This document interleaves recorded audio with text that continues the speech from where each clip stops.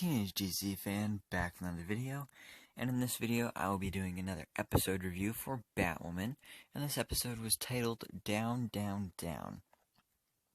So last week Batwoman was all about getting us up to date on the Kane family drama, explaining in detail how, Beth went missing and, was presumed dead, and then it was very plot heavy and very character light outside of Kate, Jacob, and Alice and their relationship strained by the issues of abandonment and, murder. But this week, though, we're finally relaxing a bit and seeing these characters stretch in new and interesting ways, including many of the supporting cast members, so that's nice to see. And yeah.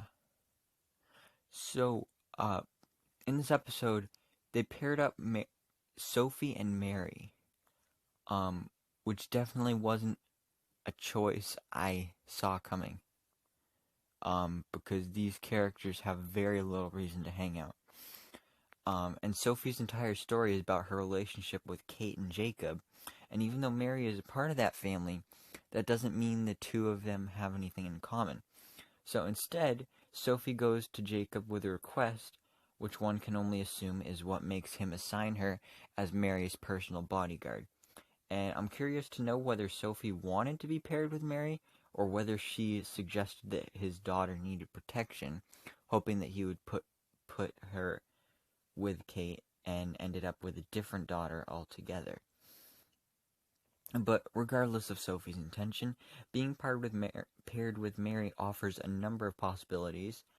First of all, it throws a wrench into Mary's whole underground clinic situation, and it's going to be difficult for her to secretly treat Gotham's poorest citizens in an off-the-books facility when her father's right hand constantly at her hip. But second, it offers Sophie the chance to ask prying questions about her ex. Seeing both of these women and the way they discuss Kate is actually quite interesting, because Sophie obviously still has feelings for her, and Mary seems protective of her stepsister, aiming to project an idea of Kate that is much more over Sophie than she really is. And later, when trapped in an elevator with Sophie's husband, the two are allowed a chance for their relationship to grow a little as well, because Mary doesn't expose Sophie's lies about Kate, and she never mentioned knowing the boss's daughter, let alone having been the reason Kate was kicked out of the academy, a lie Sophie doubles down on.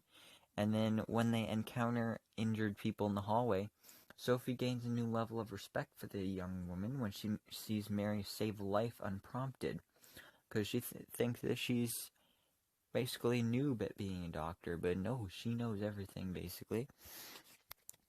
And the crazy thing is that these scenes were only a small part of the episode, but they allowed the characters some time to breathe and to grow in ways that, while they still revolved around Kate's existence, they didn't require them to interact with her as a part of the main plot. Plus, the two are good together on screen, so I'm hoping Mary doesn't ditch her new bodyguard anytime soon, because I really like these two spending all this time together. But speaking of Kate, this week she spent a surprisingly small amount of time dealing with the city's Alice problem, and instead had to deal with the Batman problem. So in crafting this show as taking place in a Gotham that knows, but has been abandoned by Batman, they put themselves and Kate into a difficult position, because Batman represents something. There are whole storylines in the comics devoted to a conversation about who could possibly fill his boots, and Kate taking up the cowl was always going to be difficult, if not impossible. And since Alice knows who's under the mask, her primary reason for putting it on in the first place is completely gone, because Batman doesn't scare Alice, but he does inspire a city. But that's something that Kate never intended to do, and now she has to deal with the fallout of that. But how? It's this conversation that makes the season's other villain, Tommy Elliot, better known as Hush, from the comics. Um, so Tommy's entire pathology is his need to be better than Bruce, to be richer and to be more powerful, and to take down Batman. And he's basically Batman's mirror image, but at the same time, he's also a mirror of Kate. Both grew up in Bruce Wayne's shadow, but where Tommy hated him for all he had, Kate admired her cousin. Both also had it out for Batman, and for opposite reasons, but Kate hated him for what she saw as his role in the death of her mother and sister, while Tommy hated him for saving his own mother, keeping him from his inheritance longer than he wanted. And both also know that Bruce and Batman are the same person. But of course Kate's opinion of the Cape Crusader changed when she realized who he was, and Tommy's only grew worse when he discovered the truth. But Kate could easily have been Tommy. Like, she could have chosen a different path, and she could have been or become what Tommy is. Kate wanted and still wants to better herself, to prove something to the world, and in many ways to herself, by being exactly as good as she needs to be and better than others expect. Tommy already has a high opinion of himself, and he thinks he deserves these things and deserves to take them. Once again, the show takes a simple way, like, in many ways, cuts to the chase, and, like, yeah.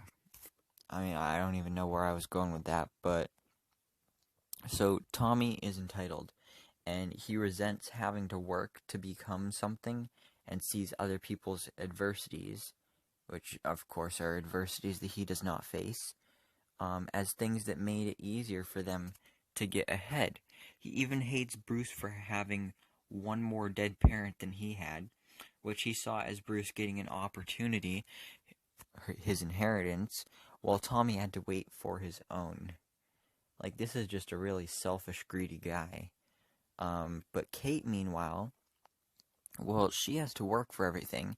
She has to prove herself again and again, and she still sees herself as less than what she wants to become.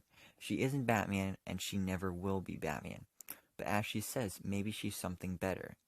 She's here in Gotham and willing to take on the responsibility that her cousin isn't. And turns out facing Tommy and his injured male ego actually allowed Kate to shake off much of her anxieties about not being able to measure up, and finally got her into her own Batwoman suit that we've, of course, been waiting for. And it looks just as good as it has in all the promos. But on the Alice side of things, the episode didn't really focus on her, but she's certainly still hanging around causing a bit of mayhem. And this time, though, she set her sights more pointedly at Jacob, because she broke into his home and tormented him with further images of Beth and guilt over not looking for her longer than he did.